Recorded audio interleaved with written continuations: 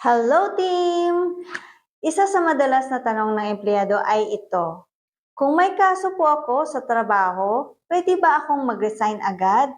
Ang sagot po dyan ay, pwede kang mag-resign kahit may pending case ka. Pero hindi ibig sabihin ay mawawala na agad ang kaso mo. Tandaan, ang resignation ay karapatan ng empleyado. Pero kung may ongoing investigation o administrative case, tuloy pa rin ang proseso kahit nagsumite ka ng resignation letter.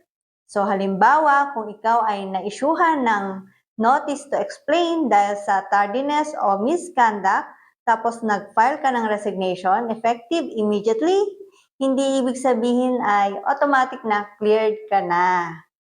So, kailangan mo pa rin harapin at sagutin ang kaso para maayos ang clearance mo. Kaya payo ng HR, kung magre-resign ka habang may kaso, siguraduhin na transparent ka. Sumunod sa proseso at makipag-coordinate sa HR para hindi maapektuhan ang future employment mo. Remember, resignation ends your employment. Pero hindi nito kinakansela ang accountability mo. Ako po muli si HR Jen. Hanggang sa susunod, maraming salamat!